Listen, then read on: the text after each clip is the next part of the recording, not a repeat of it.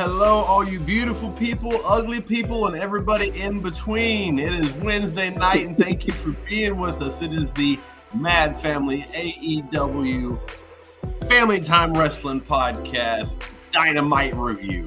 And I'm here with the always beautiful, always bona fide Thundercat. How you doing tonight, girl? What's going on? I am live and moisturized for family time tonight.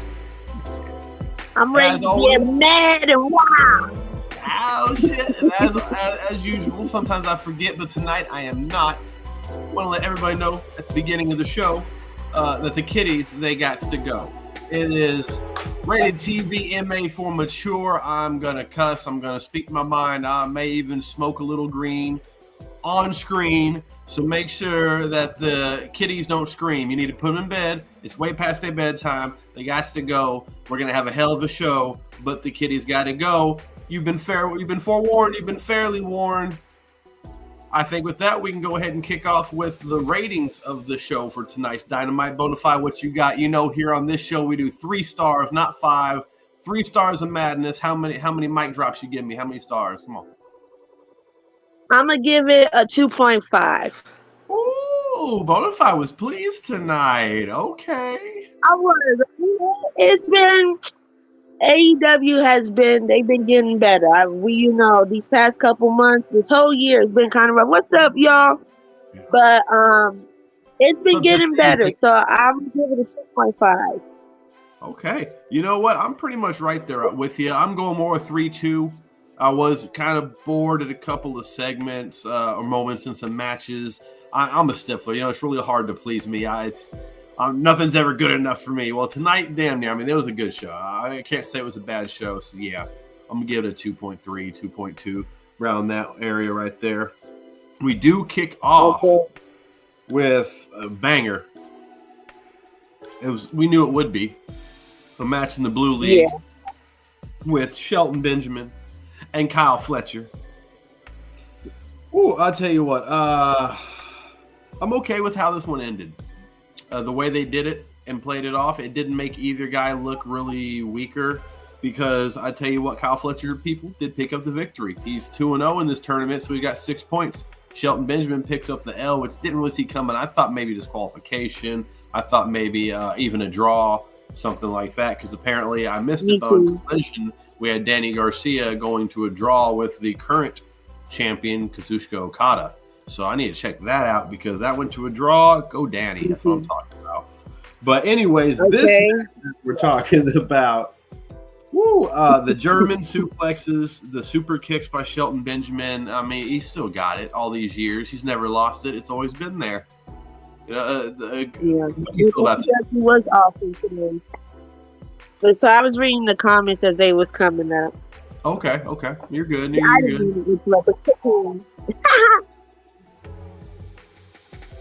What did you think about this match tonight? The start off the show, Shelton Benjamin, all that good stuff. Just like you were saying, it started off with a banger, and then I wasn't sure who was gonna win the match. So then for Kyle Fletcher to pull out the win as he did, I'm like, okay, I can fuck with it, you know, especially coming from the Don Callis family, because I wasn't sure how it was going to play out. I wasn't sure if it was going to be Shelton Benjamin that did something, you know, kind of funny, or Kyle Fletcher. So for it to be Kyle Fletcher, and right at the moment that he did it and pulled out the win and rolled it, I'm like, okay, I'll take that. And I like just the fact that this match started and I wasn't sure who was going to win. You know, so it brought me more into the match. So I like that. You know, AEW, they were on their stuff. So I cannot complain. I enjoyed it a lot. I will say the one thing I didn't necessarily care for with this match was both factions are heel factions, correct? Like, as far as I know. Yeah. So it's kind of hard to do that with 2 heel factions. It's just, at that point, it's AEW, and we know they're great wrestlers, great talent, so they're going to have a good match. You got to try to overlook some of that stuff with the the storylines. However, at the same time, I'm tired of giving them a pass on storyline stuff because they're getting better at that. They're working some stories now. So I think they're going to have to adhere a little more to the WWE formula, as I call it, because that's pretty much how they run there. Is you always have a face versus a heel, usually like a high flyer versus a giant. You know, they have just certain elements of wrestling that just work really well together. So they might have to tweak their match types a teeny bit. Now, this was in the tournament. This is in the bracket. So they were going to have to meet each other anyways at this point. I guess they haven't really established the Hurt Syndicate enough as are we faces or are we heels there. I mean, they're saying we hurt people and we attack.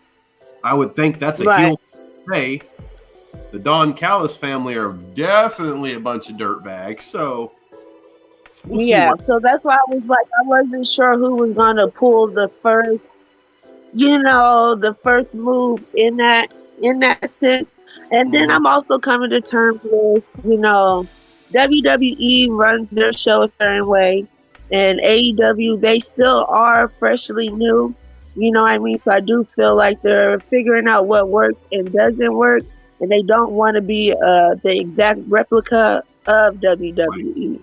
You know what I mean? Even though they get wrestlers from them and stuff. So I feel like they're starting to find their niche. And, now it's slowly but surely coming together. And I feel like that's what we're going to see in this tournament. So it's like, I'm a stall them out because, we're slow on the rise, but we're still on the incline. And still just the fact that when it comes to some of the matches, I'm unsure who's going to win. I do like that. It gives me some time to like, oh, okay. It gives me time to enjoy the match and really get into the match and see how everything is going. So I do feel like now we're starting to get into storylines which make sense and which you can get invested and, and ride the wave. So I do like that. And, of course, we're getting to World's End. So we're getting to that end of the year pay-per-view, kind of their reset instead of WrestleMania to WrestleMania. It seems like AEW does it beginning of the year to end of the year, which I like a lot, actually. I kind of like that better than in the middle of the year. And, this is the new season. This is not just year to year. I like the concept. So we're getting close to that. So they're getting close to wrap up the storylines, and we'll see where they go, starting with the fresh stories in the new year. We have, I think the hook signal is so fucking stupid. It's just I love the hook signal. I like the hook signal. I love it, but I wish it really did something. It don't really suit him. It don't really suit him, but I like the concept. But I feel like they don't really utilize it to the best of its advantage. You know what I mean? How Darby Allin fought. I'm just afraid they're going to throw like a Batman type mask on Hook one of these days. He's going to come out as it's going to be like a Hurricane Helms type bullshit or something. Oh no! Please no. I don't feel that. What's up, family? It's okay. But yeah, no, I don't see that with Hook. But I do wish, like how Darby Allin be falling from the sky. I do wish, with the Hook signal, sign, he could fall from the sky. That would make sense. Would make sense. But, I feel like that all comes with character development, you know what I mean? And we just not quite there with Hook yet. So, well, they have the Hook signal, but that means that Hook's coming out to the ring. When they call for Hook, he shows up. He's coming out. He calls out. You think he's going to call it Nick Wayne, but he calls out Christian Cage and says, like, I don't want to beat you. I want to beat your daddy. Get your daddy out here. He said, I'll beat your daddy at Winter is Coming or whatever he said. I believe he said. And then he's like, but I can beat your ass here tonight. So let's go ahead and get that going. And he gets attacked. Of course, you see it coming a mile away. Christian's music gets attacked from behind by Nick Wayne and was it Nick? I think it was Mina. Kip Sabian. Not Mina, yeah. Kip Sabian. Beat him down. I mean, what do you expect? At the very end, they get him arms stretched out, 2 chairs, concerto to the elbow, or wrist, I believe it more so wrist, forearm area. Yeah, Making Hook look vulnerable, so whenever he does go against Christian Cage, I guess is another reason why he loses. I don't quite thought we were done with this. me This too. is one of the Me this was too. one of the segments I didn't particularly care for. Why I didn't just give it a flat out, a 3 or say it was a bang and dynamite. Touche. I just thought we were moving on from this. I thought we were done with I it. know. Taz hasn't came back, Well, and they Christian hurt Cage Taz. is in a lot of storylines. They Yeah, hurt but Taz, so Christian I Cage kind is of in a lot of. forgotten. Well, that's one of the Yeah. AEW faults. I had forgotten about that. So yeah, that's right. That he has been dealing with Taz being hurt, his dad, and then he's been out. But like you said, Christian's involved in like 3 different storylines at this point right now. I get them mixed up, but I don't want to see this anymore. Let him beat up Nick Wayne. We haven't really seen Hook versus Nick Wayne. Let them have their match. He beats the shit out of Nick Wayne, and let's move on from there. He's going to go after Christian again. But hopefully at World's End, by World's End, we have this storyline done, Steve. True. And then even with the segment, because even with this segment, I thought Taz was going to come out. And then when you were speaking, I think the only reason why we're not done with this storyline, because I do feel like eventually when Taz does come back, it may not be Taz, but I feel like this is a storyline where Adam Copeland is going to come back, and then we're going to go into that storyline. So I feel like that's what we're getting close to, because I do feel like Adam Copeland is coming back at World's End.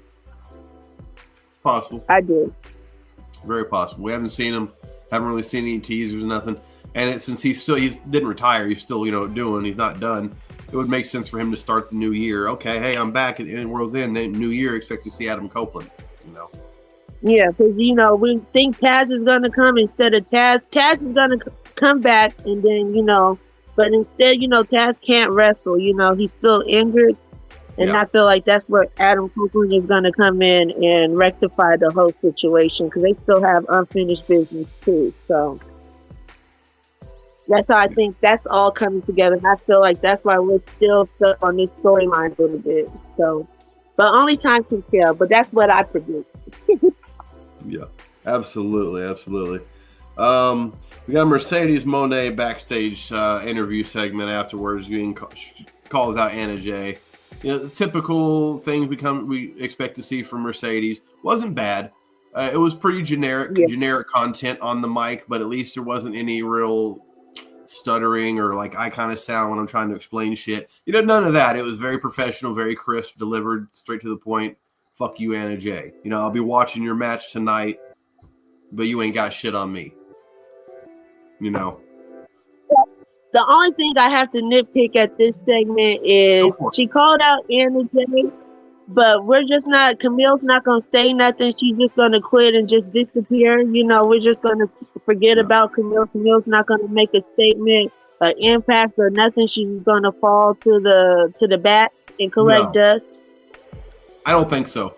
I think this is story, probably also leading up to World's End. Mercedes wants to completely forget about, oh no, she's done. She don't want to think about Camille for story purposes. Like, she knows when Camille gets some hands on her, that there's going to be some retribution. So that's almost not Camille's injured right now, so my bad. But yeah, I got you. I personally think that's what it is. I think it's storyline purposing. She's part of the story. She's playing around that. I wish it was my real background, brother, but no, I ain't that. I ain't got like that. One day maybe. But no, I do feel like for storyline purposes, she's playing this whole, oh no, Camille's done. She's retired. She's gonna leave. I've done her arms in a sling. I put her out. She ain't got nothing. Type thing. That's why she kind of brushed past the beginning of the interview and just called out Anna Jay. So we probably are going to maybe even see her come back when Anna Jay and Mercedes wrestle. We may even see Camille come back and cost Mercedes the title to Anna Jay, which I'm okay with because Anna Jay's been there since almost day one and has a lot of talent. As we'll get to in the match tonight. When we get to the match, we'll discuss that because definitely people have been sleeping on Anna Jay for too long. Yeah, I agree. I second that. We get a Hurt Syndicate segment backstage. I actually kind of like this segment. I had all right. At first, you got MVP berating Shelton Benjamin. Like, it's not like what do we do, Shelton? Well, we hurt people. Like, what did you hurt that man? Why didn't you hurt that man? You lost the man. We don't do that. He's like, I love you, but you gotta fix shit, basically. And Bobby just kind of says something about we hurt people. I forget what Bobby did. He said exactly. He shook his head and was walking off, and then Shelton Benjamin just takes out a cameraman for no reason. Beats of shit. And then you got Bobby Lashley beats the shit out of another backstage, and you got MVP. My only beef with this, I like the segment, but okay, yeah, y'all hurt people, but y'all are hurting little bitty scrawny 155 pounds soaking wet backstage referees, cameramen, and like catering. Like, who the fuck are you? That part, that's the only part I did not like about. I'm like, yo, really? Like, go attack a real wrestler, somebody that is gonna make an impact, not security. Like, what? Get out of here. That don't even make no sense. You might as well just punch the wall and keep it pushing. Yep, exactly. For real. Hit the wall, or have one of your developmental or enhancement talent that you have walking through there. One of the locals or something, a local wrestler, have walk by and have them do that to a local wrestling group to give them their 10 seconds of TV time. They ain't got to say nothing. Just show up, wrong place, wrong time. Shawn Michaels in WWE used to go around super kicking people backstage. It was fucking great. Hilarious, I mean. Yeah. So they could have went a much, much different way. But I like that they berated him. He reacted immediately. They backed him up immediately. And then MVP was like, yeah, see, that's what we talk about. We hurt people. So now it's over. It's squashed. We don't have to expect, hopefully, the same classic, oh, yeah, now they're disappointed with Shelton. They're going to pick on him every week. Good. Let's get it done, over with. You made your point. Look, you didn't get the win tonight. Who cares? He grabbed the rope to get the victory. He got it on you, Shady, but he picked up the win. A win's a win. He got you. Let's move on. You need to hurt people. Don't let it happen again. Bobby said, get angry. Bobby says you need to get angry when he walked off, and right after that's when he attacked. So, I mean, I like the direction they're going. That's what I liked about the segment the most, is the cohesion and the direction. All right, they already made their mission statement clear. They're coming for gold. All they want's gold. They're only competing for gold and to hurt people. They're just going to hurt everybody gets in their way and take all the gold. Simple. I'm just going to say. Yeah. Sorry, not to cut you off, but while you were speaking, they going after gold. Because I don't know if MVP is going to wrestle in AEW. I'm just going to assume that he's not. But if and when Swerve joins the Hurt Syndicate, I do see them being trios champions. Hands down, yeah. And that's going to be a cold. That's going to be a cold trio.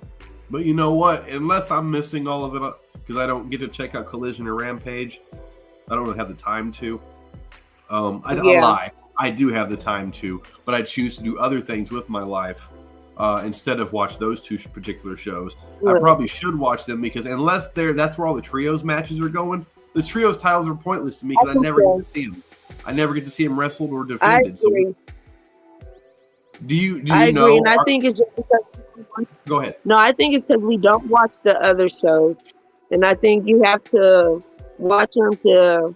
Because I feel like that's where you get to see it. FTR and all of them, they're only on Saturdays. So I feel like, that's, so yeah. See, I could catch up with them. I could catch up with them on Monday or Tuesday or something, but they got other stuff going on. And then by that time, anything important, significant that happened has usually been spoiled by social media, regardless, or some assholes like us that are just, spoiling results. So... Right, but I understand you got to make time for it. I know. We got to figure something out. I'll work on it. I'll figure something out. We're in WrestleMania mode. We got big things coming, people, for those tuning in that don't know. Real quick, before we get to our commercial break coming up in about 10 minutes or so, I want to plug the FTW podcast. You need to stay tuned 5 to 7 days a week. We've got something going, whether it's WWE, whether it's TNA, whether it's AEW. We got a show for you. Okay, we got independent wrestlers all up in this heezy. Myself being one myself, Mr. FTW, the president, the founder, the creator of Family Time Wrestling Podcast himself, is quite the independent wrestler, as is FTW Rock. You know, you got to watch them in that scene down south in Arkansas and Tennessee, and yeah, all that good shit, putting on bangers after bangers, and they ain't even Sheamus. All right, so y'all need to check them out. We got coming up in Vegas. Everybody knows the biggest thing in wrestling, and no, this is not AEW, but everybody knows if you're a wrestling fan, regardless, the Super Bowl of professional wrestling is WrestleMania, and that's coming up in Bonafide Thundercats' home goddamn town of Las Vegas, Nevada, 2025. We, as in the podcast FTW family, will be there, live coverage on Friday, Saturday, and Sunday of that weekend. Also putting on our own show where we will be performing. We'll be doing a watch party. We'll be doing interviews, live pod. I mean, it's you gotta like, you gotta follow, you gotta share, you gotta tell all your friends to check us out weekly. We were not going to disappoint. I promise you that. I promise you that. And with that being said, Bonafide, you got anything? And then you got to tell the people. You got to tell the people. You got to tell the people. We got solidified today with the blue check. We did get solidified with the blue check, didn't we? Yes, we are. We're Instagram official people. Instagram blessed us with that blue check. Thank everyone on the Instagram, Facebook, YouTube site, everybody that watches us on all the platforms as we stream live. We appreciate you so much for getting us that blue check. You know what? We're almost at 1,000, I believe. Right? We're almost at 1,000 followers. We need to get to it. We need about 150 more, something like that. Go ahead, and if you ain't already following, go ahead and follow. Let your friends know they need to follow too. Okay. Be live and moisturized with Family Time. You know it. You know it. All right. Okay. So after we got the Dynamite Dozen Battle Royale, where the last two in the ring out of 12 that will start will wrestle each other next week on Dynamite, and then the winner of that will face MJF at Winter is Coming in 2 weeks for the Dynamite Diamond Ring. It's next week. Oh, isn't that the match Winter's itself? Coming. Yeah. Okay, so after Winter's is coming. Winter. So World's End. They will face MJF at World's End, I think it is. But yeah, Winter's Coming is next week. Gotcha. Winter's Coming next week, and then we got World's End, where the winner next week of the two people that win this battle royale, blah blah blah. That's how it works. Okay, so I'm just going to read off the people that were in this battle royale because there were 12, and in the order I read them is the order that they were eliminated. Okay, that's how I'm going to go ahead and do this. Hey. So we had Evil Uno, we had Darius Martin and Dante Martin, who both went out at the same time. We had Mark Davis, Action Andretti, Leo Rush, Rocky Romero, The Butcher, the Murder Hawk Monster, Lance Archer, and Brian Cage, who also both went out at the same time, leaving the only two and the winners of this Dynamite Dozen, which was kind of predictable, which was my problem with this match. And honestly, I should have just read all 12 names to you guys at the very beginning, because I'm sure a lot of you intelligent wrestling fans that watch this would have been able to say, oh, well, we know who won that one. And it's Adam Cole Bebe and Kyle O'Reilly, who will now have to face each other next week at Winter is Coming, and the winner of which will go face MJF at World's End. What do you think about this, Bonafide? What do you think about the results? And I even want to go as far as ask you, what do you think who you think the winner is going to be next week, and who's winning out of MJF and that person at World's End? Let's get the whole. So I see why they had to be the last two, but I don't like it. I want to say out of all the battle royals for the Diamond Ring, this was my least favorite. It was trash. It didn't really mean anything. And so I see why they did it, because it goes with the storyline. So I do feel like Adam Cole's gonna win, and he's gonna face MJF, so we can be done with this storyline and be done with this feud, and just move on.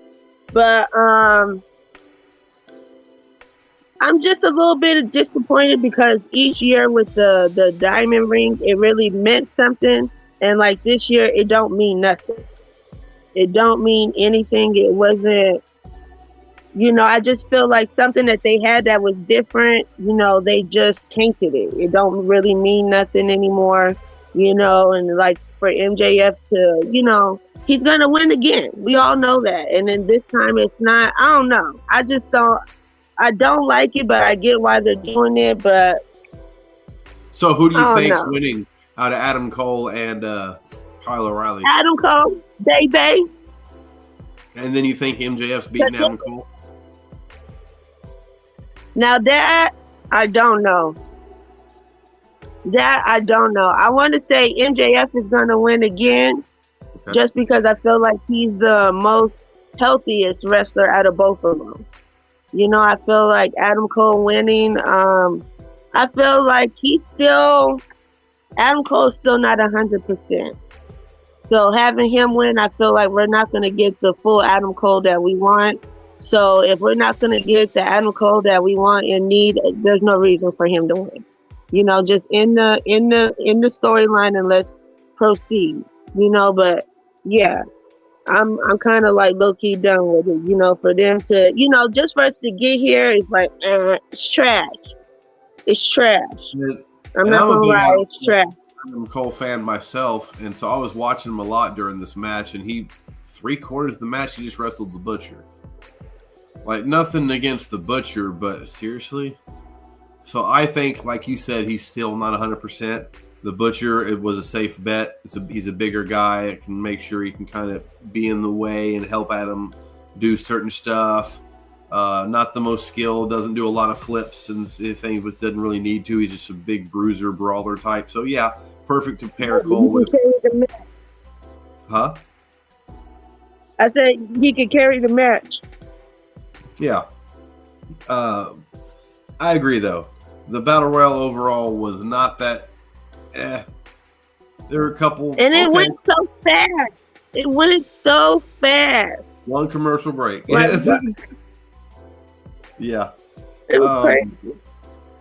I think that it is going to be Adam Cole beating Kyle O'Reilly, and I also think they're going to have Adam Cole beat MJF at World's End because of this whole, look, Adam Cole's a face. I just, the way that they did the whole all of a sudden face turn shit that doesn't make any sense. Adam Cole's back.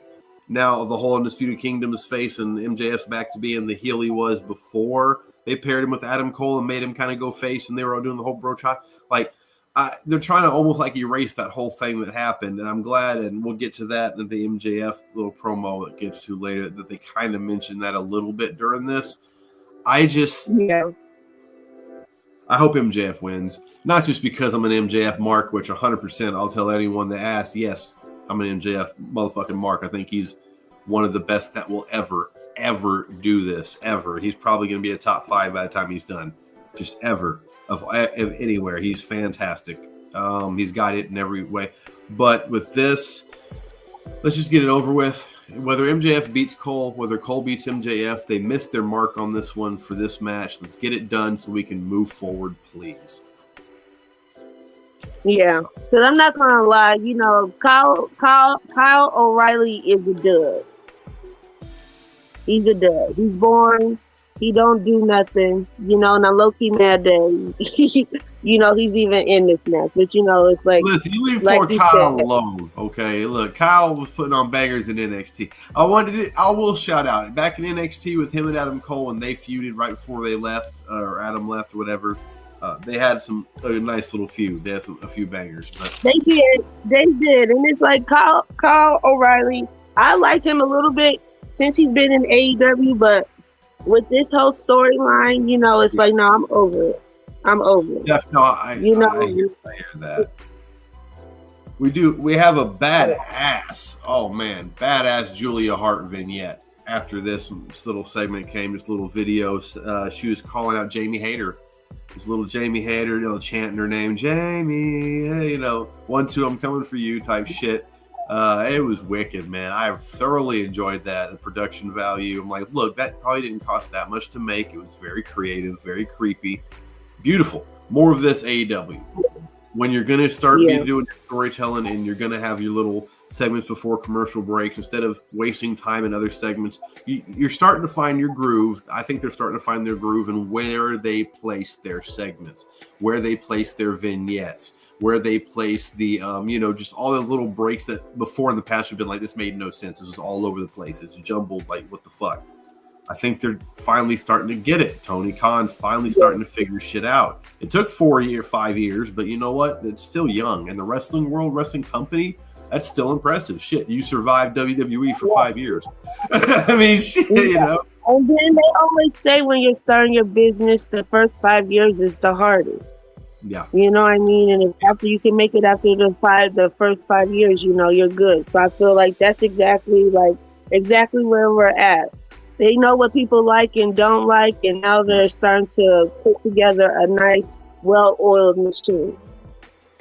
They verified tonight that in January, Rampage, Dynamite, all of that, and which I'll probably be able to start watching now, will be streamed to HBO Max simultaneously as it's still aired live on TBS and TNT. So that's very interesting to me. They're not leaving TNT TV.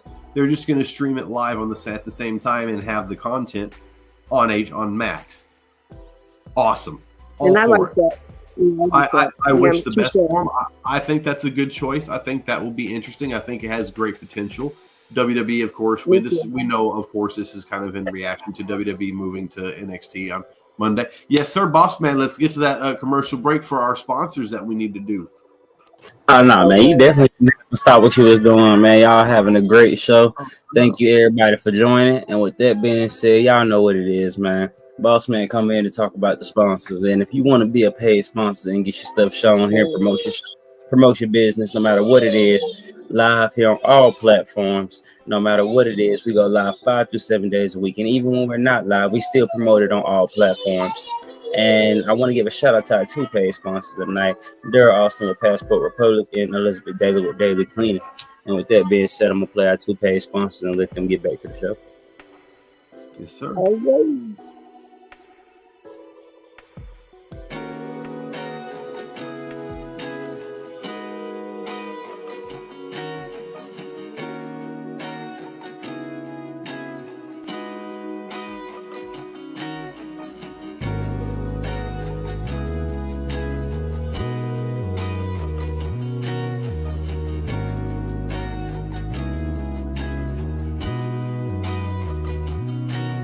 Down M13 through Genesee, I-75 is the home for me. Welcome to Saginaw, Saginaw, Saginaw. Down M13 through Genesee.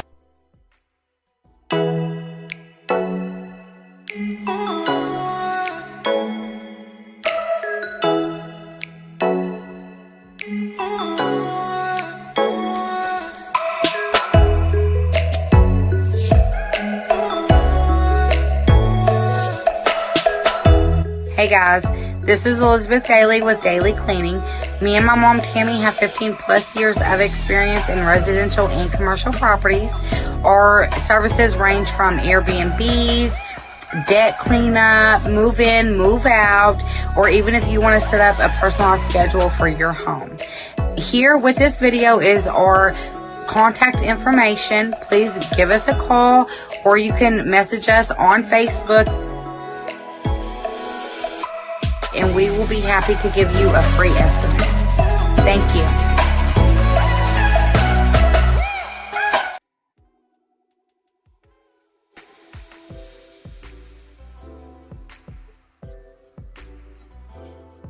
And welcome back, everybody. Thank you for staying with us during that brief commercial break. And for those of you just now joining us, I want to remind everybody we are 420 friendly. This is rated TV mature for I will speak my mind, say what I want, do what I want, and so will Bonafide. So you might see some smoking, you might hear some Okay, coughing. but we Probably never gonna hear some vulgar language and some original thought. We'll call it that. Once again, though, thank you, That's right. Okay. everybody for joining, for hanging in there, and we are back at it to this show. We are about halfway through. Let me just make sure I didn't miss nothing. Julia Hart vignettes. Right after that, we get an acclaimed backstage segment, which I'm kind of okay. I'm for what's going on. Before we get into exactly what happened, I want to preface this with I'm for kind of what's going on. At the same time, I think it's really bad timing. It's either they're copying. You got Okay. it, girl. You know how it is, girl. It's either yes sir, boss man. Go ahead.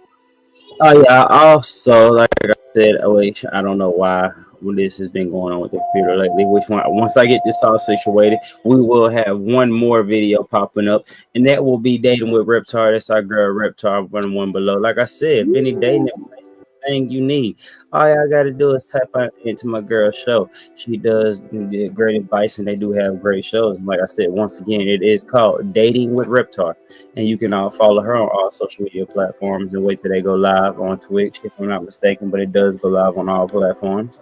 And yeah, with that being said, want to give a shout out to our girl Reptar and get back to the show, y'all. My bad. Okay, our superwoman doing super things. Oh, well, and you know what? Also, real quick before we get right back, we haven't done this in a while, Bonafide. Where can you find some of our lovely t-shirts at? Go ahead and hit us with that. On ProWrestlingTees.com, y'all.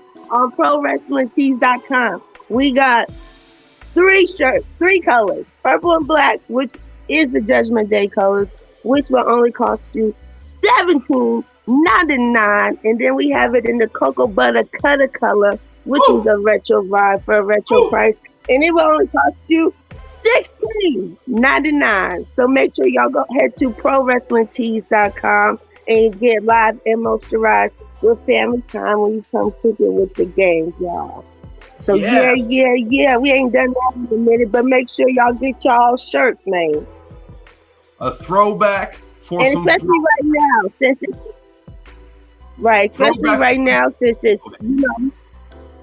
it's the holiday season, so treat yourself or gift it, have somebody gift it to you. But yeah, get you one, get right.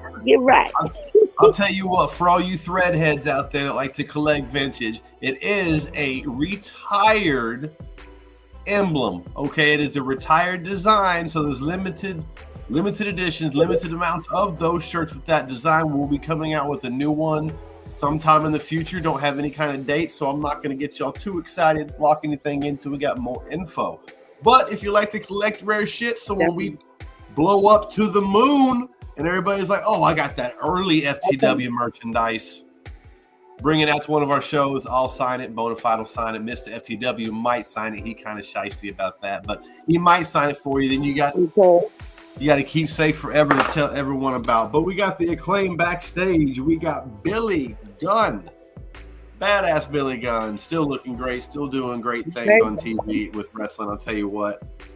It disagrees with Max Caster, man. It's just like, I don't like the way you're doing things, the way you're saying things. You know, we're a team. We're all here. You call yourself the best wrestler alive, whatever, yada, yada. He agrees with him, which I didn't like. He says, you are the best. No, Billy, you didn't have to say that. You could have.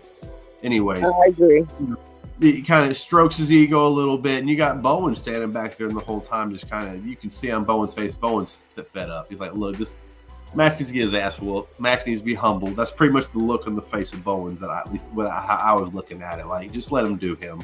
He's not going to listen. And when he told him to be the best wrestler alive, go prove it. And that's pretty much what Bowens tells Max. Exactly. And segue straight into that. We got Swerve and Max Caster. For those confused, like, what's going on with that? Last week, Max kind of had a backstage altercation with Swerve where he disrespected Swerve by shooting a bar about, his house being on fire, burning his house down, all that, just picking at it. He came out tonight with another fire bar, and look, man, Max Caster, okay, not the greatest in-ring wrestler, definitely not the best in the world by far, not even top 100, okay, but I love the dude's persona, and he can spit some quick fire. He can definitely think of some quick couple of insulting bars for whoever his opponent is, and they're usually going to hit pretty hard, man. So I'll give him that. Definitely entertaining. This is a straight up fucking beat down. Max gets a little bit of offense in, but like a little bit of offense. And Swerve beats the dog shit straight. He just beats the brakes off of it. Yeah. I'm not gonna lie. I was looking forward to this match, and it did catch me off guard of how bad Max Caster got his ass whooped. And just the whole storyline that they're trying to portray. I just felt like they could have did more to be invested, especially since it's a storyline involving Swerve. You know what I mean? I just thought it was gonna be a little bit better, and then I didn't like how it felt in the match card for tonight. I just felt like I didn't like where it was placed. I felt like it was a jobbers match. I didn't like that, especially where they could really do something with the storyline. And then I guess because I'm just patiently waiting for, even though it's kind of like a little gimmick thing, but I'm waiting for them to do a battle rap. You know what I mean? So it's like, I'm ready for a battle rap, and the way that Max Caster just got his ass whipped in that ring, it's like, Lord, never mind. Never mind, man. Cause shit, like, fuck. What, I just, I thought it was going to be more entertaining, but just as fast as it came, it's as fast as the match was over. So I was just kind of like, damn, I thought it was going to be more than what it was. So, it was just like, okay, all right then. I thoroughly enjoyed it. I did. Yeah. I just didn't think that he was gonna get his ass whipped like that. But I kind of knew just the leading up, the way what happened backstage, pretty much with Bowens. The way Bowens was looking, I'm like, yeah, I think that Max is. Listen,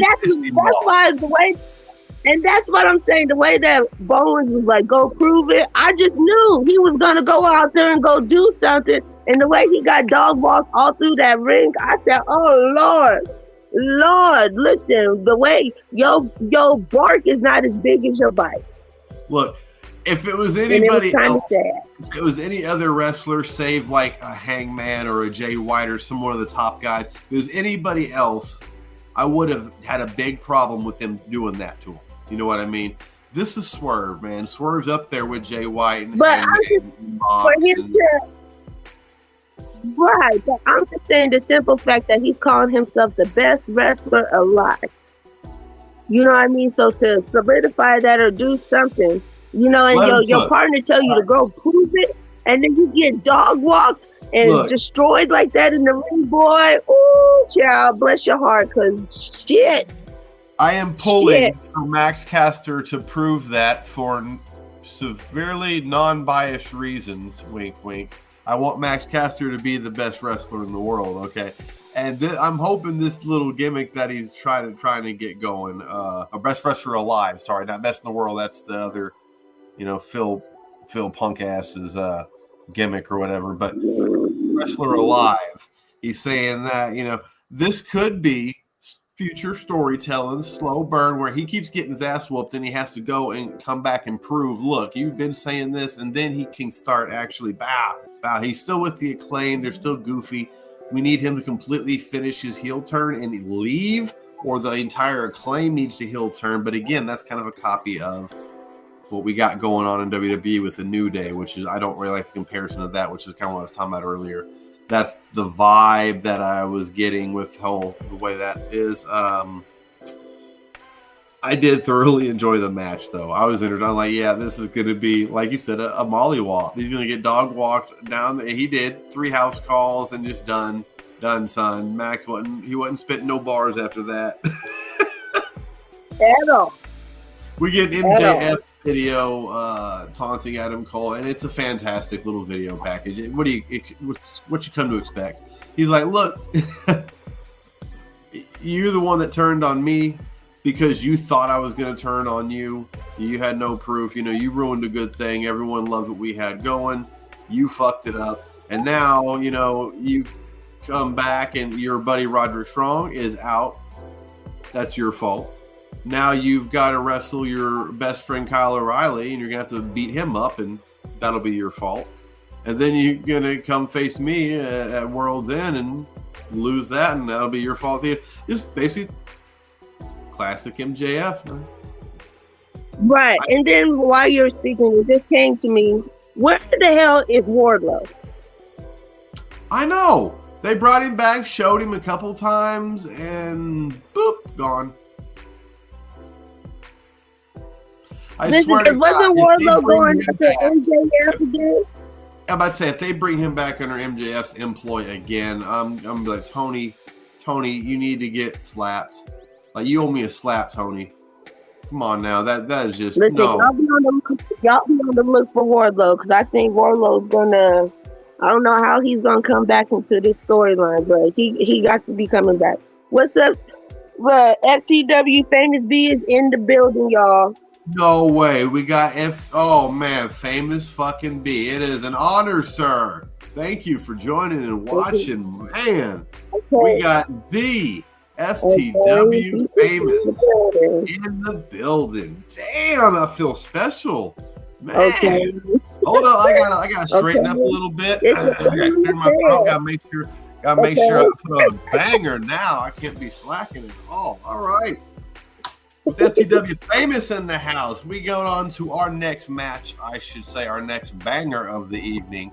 And when I say these two people's names, it won't be any surprise. Oh shit, MTG Gaming in the house. MTG, thank you. The FTW family in the house showing some love. Everybody in the house.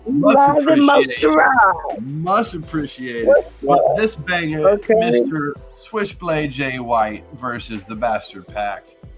And then they did say this was their first time having a match against each other. Ridiculous. This could have been a main event match. This was fan-fucking-tastic. I agree. You all good, MTG. It's all good. I agree. I second that. Yeah. I mean, shit.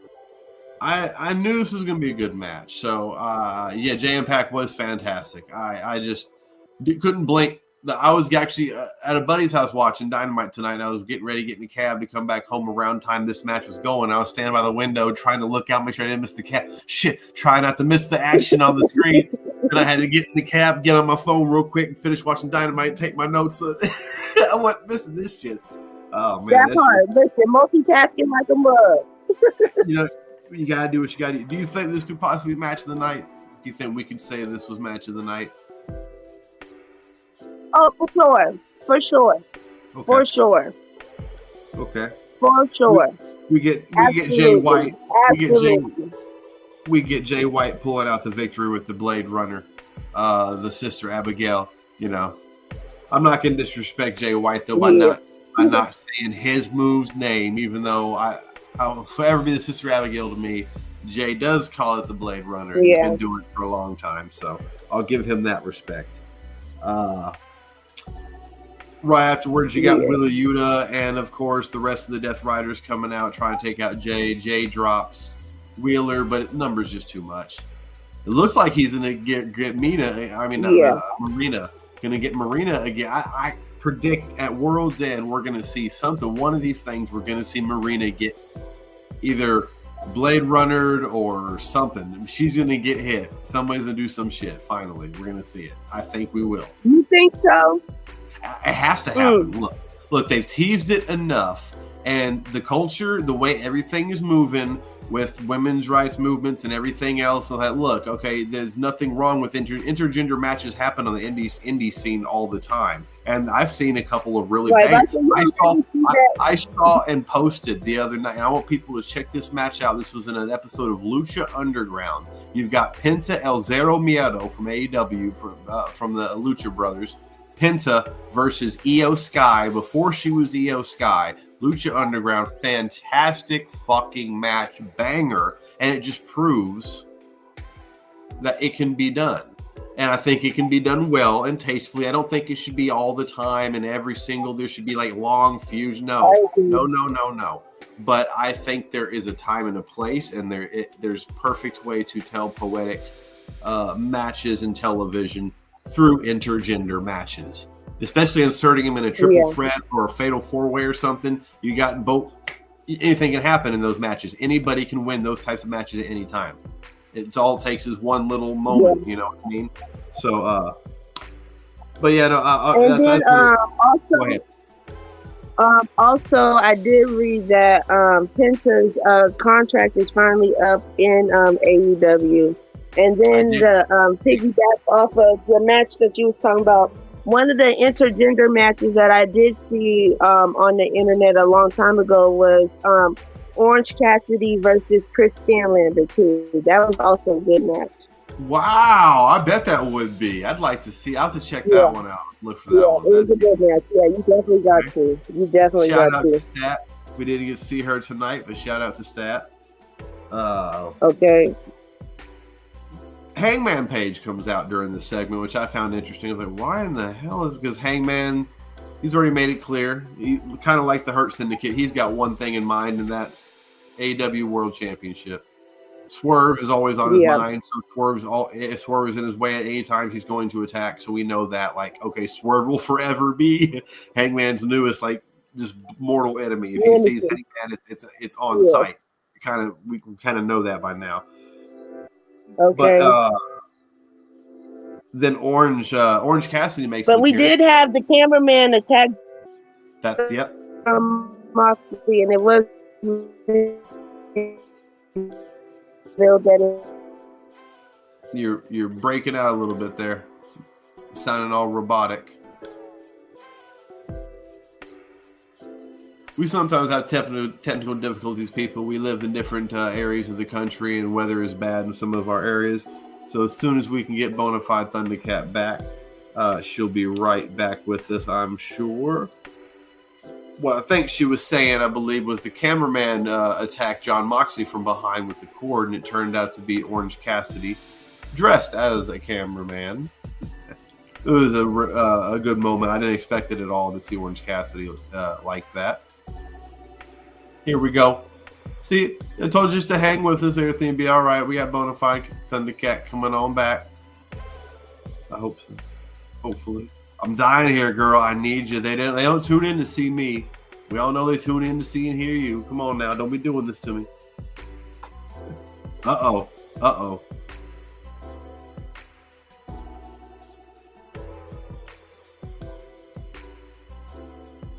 While we're waiting for that, I will move on that we do have the Jamie Hayter promo backstage. Mr. FTW, let me hear from you. I was just saying we are getting Bonafide back right now. Sounds great. There she is. There we go. I'm back. My bad, y'all. I don't know what happened with my phone. Shit happens. I went ahead and filled them in. I heard you about the cameraman, it being Orange Cassidy. I went ahead. I liked that moment. That was good. It was nice to see Orange. Very unexpected. Yeah, because it threw me off guard. I wasn't ready for it. So I was like, oh, shit, another. Okay, look, watch out now. You know, it just seems that when we see Penta with the LWO, you know, I believe that we'll probably see both Penta and his brother Phoenix in the WWE. Maybe not with LWO.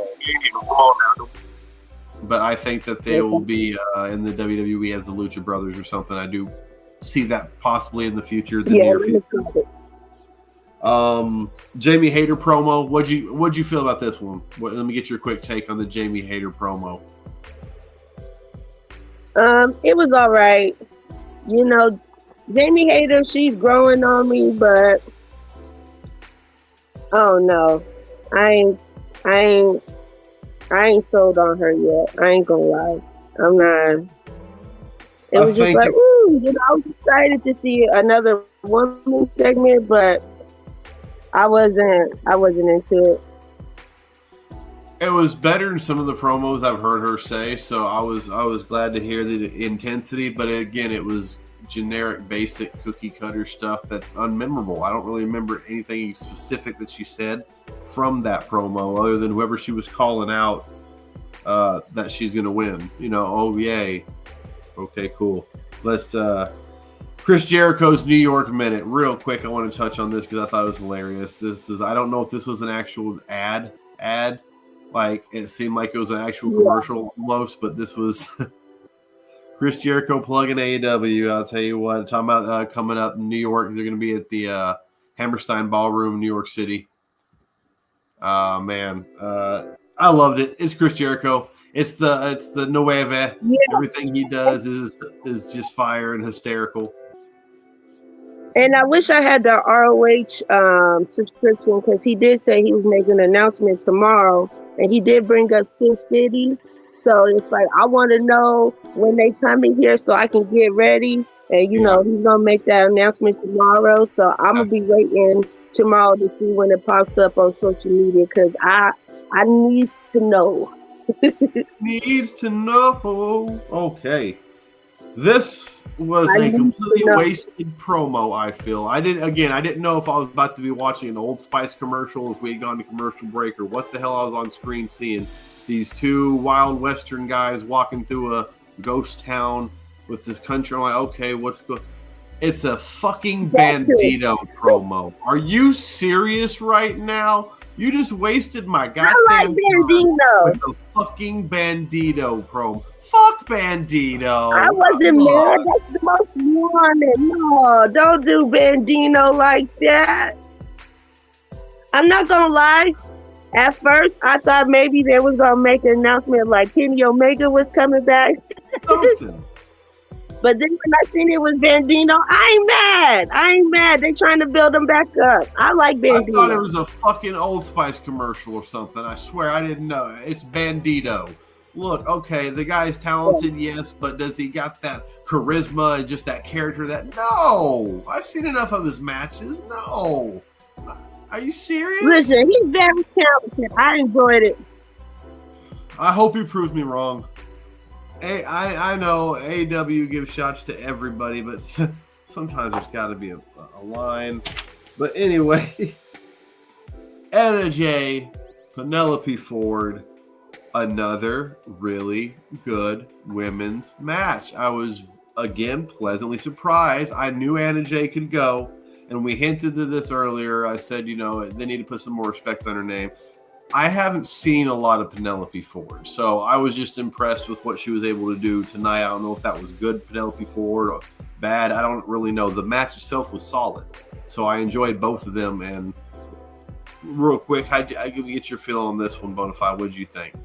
The Penelope Ford and Anna Jay match? Yep. I enjoyed it because I like both Anna Jay and Penelope Ford. And I'm glad that Penelope Ford is back. She's been gone for a while since her injury, and I noticed since she's been back, she's kind of dialed back on certain things that she usually does do.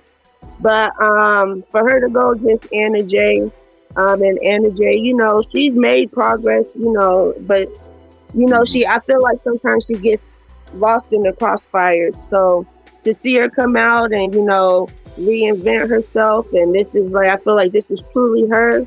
I did enjoy it, and I'm glad that she did pull out the win. And I do hope, you know, they do continue to build her back up, you know, now since she's by herself and not in a faction, you know, that, you know, she finally gets the time to shine. And then with Penelope Ford, it was nice to see her in the ring with Anna Jay, where she was able to showcase her moves that, you know, that we're used to seeing her do. So, but it was a little slow.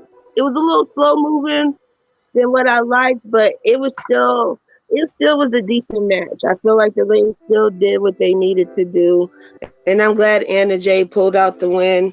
But also in the same breath, I could have did without this match. Not gonna lie.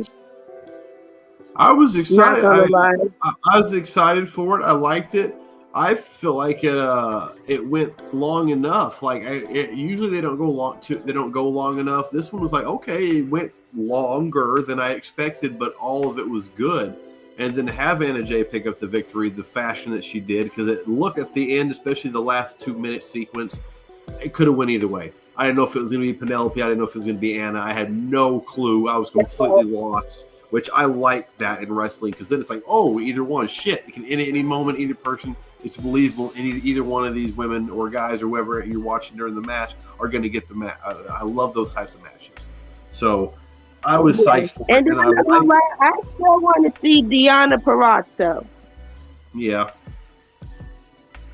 I don't know what's going on with her. I have no idea if she's injured, if the contract's up, if they're creative. I have no idea. If she might just be wrestling. She might just be wrestling that. But we do have Anna calling out Mercedes right after her victory, and we got Mercedes answering, coming out there. Anna Jay slaps the crap out of her, and I did miss what exactly happened after that. So you're gonna have to fill in the gap for me on there. Well, after that, they did announce that the Holiday Bash will be in 2 weeks. And that's where Mercedes Moné will face Anna Jay for, I want to say, for the TBS Championship. I'm not quite sure. I don't remember. But yeah, that'll be 2 weeks from now. And then the other match that will be in for the Holiday Bash is Will Ospreay versus Darby Allin. That'll be the Continental Classic, and that's from the Gold League. That will happen 2 weeks from now. Poor Darby. Yeah, listen. It's gonna be one for the books, but I'm excited. And then we did have a segment where Renee Paquette was sitting down with Mariah May, our AEW Women's Champion, and she went to ask her a couple questions. And Mariah May, was a little snappy. And then she brought up Mina, and then Mina showed up with the champagne bottle, and she told her to do it to my face and not behind my back. I said, okay, Mina, she means business. She means business. Mm-hmm. So I'm just not sure when they do face each other. I think it might be next week. But if it's not next week, it will be sometime this month for sure. And then also, before we get to the main event, 1975 wrestling fan, FTW Famous B said he will be making a comeback on Monday night for the Raw review, y'all. So y'all be on the lookout. The family time is pulling up live and motorized. So yeah. Sucking now. All right now. Okay, Monday's just got a little bit spicier. Ooh, Monday's just got spicier. Okay, we're getting busy. I'm getting busy. Woo, okay. So, I did like that. I liked the whole Mina, Mariah going, oh God, she about to hit me. And Mina's like, no, here, hands her the damn champagne bottle. Do it to my face. If you're going to do it to my face. I'm right here. Loved it. Loved the energy. I think we might see a new champion. I think she might just beat Mariah May because Mina has really won over a lot of the fans. I think it's going to happen at World's End. And she has. I said the same thing when I seen that segment. She has pretty decent English, and I know a lot of the companies. I mean, I know EO and Shinsuke have been champs at other companies, but a lot of the companies you see, they don't put their main hardware for an extended period of time, at least, on people that are hard to understand when they speak English, just for obvious reasons. You don't fit. You can't translate well to the mass audience of people. Her English is great, and her presence is great. Her gimmick is great. The crowd loves her. You hear them chanting, "We want Mina." Let's just do it. Give it to her already. And then I do like it because I feel like the one thing that AEW is, what they're really trying to do is a lot of the wrestlers that have came from New Japan. I feel like right now, especially with these past couple months, they're really trying to break the barrier. And, where they're over in New Japan, they're trying to make them over in AEW. And I feel like that started with the Young Bucks when they brought in Okada. And I feel like Don Callis is trying to do that with Konosuke, now with Jay White and all of them. So I'm excited. It's taking some time, but yeah. That segues us into our main event of the evening. A Gold League, I believe it was Gold League, one of the league, Gold or Blue, for the Gold League Continental Classic match. Two bruiser motherfuckers, Claudio Castagnoli, the Cannoli, versus Brody, King of the Black Throne. King. I mean, come on now. This match alone, Brody King, Claudio, ooh-wee. Listen, this was the battle of the behemoth.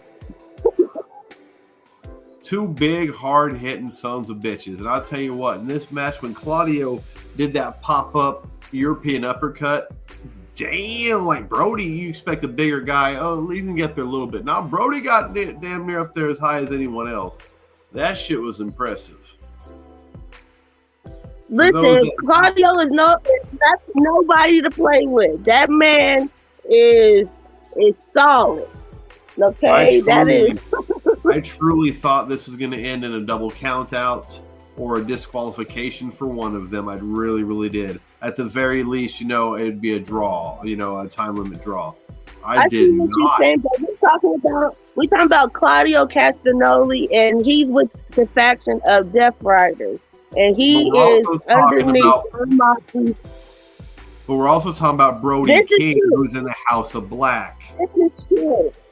This is true, but we are in the era of Jon Moxley and the Death Riders, so they're gonna ride you to the death. Okay. So I will tell you though, the way he won is the biggest shocker. I know he's a heel, but I've seen Claudio as a heel before when he was with a certain guy that looks like mayonnaise over in another company. Not mayonnaise. He's as white as mayonnaise. Okay. But no, I've never really seen him do the low blow. So the fact to have the referee distracted with the backwards mule kick low blow, I was like, oh shit, Claudio. Okay.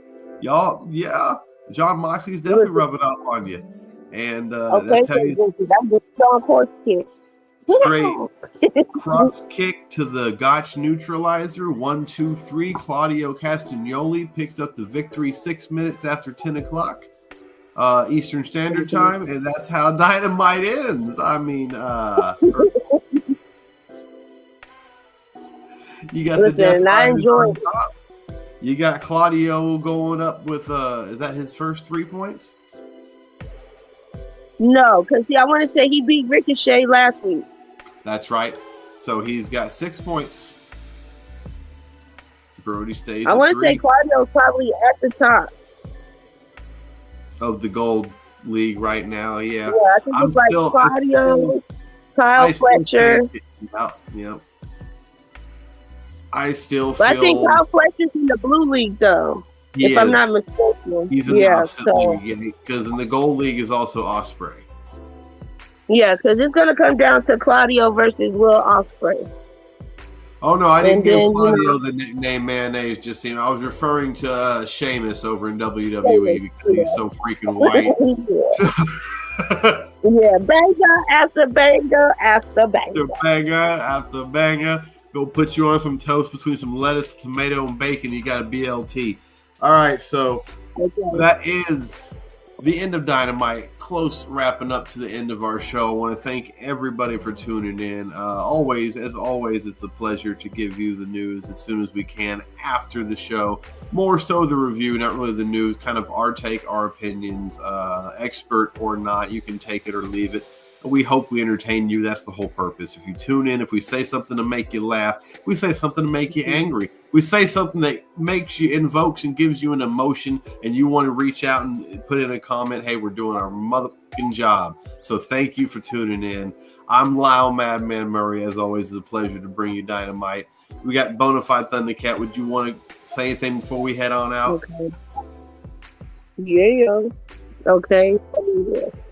You want to say anything before we head on out? Go ahead. Hit him with it.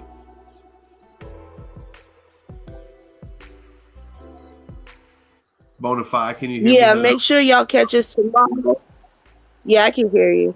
Make sure y'all catch us tomorrow for the TNA review, Friday for the Fight or Flight SmackDown review, and then catch us Saturday. Well, technically Sunday, because we're going to review it on Sunday, but deadline for NXT, and then we're back to Get Busy Mondays. Get Litty with Tuesdays, and then we'll be back here for the Mad Family review, y'all. So make sure y'all stay live and moisturized with the team. We come to y'all 5-7 days out the week. We love y'all. We appreciate y'all. Keep shining and stay lit. And yo, we out. Boss man, drop the outro. That outro. No.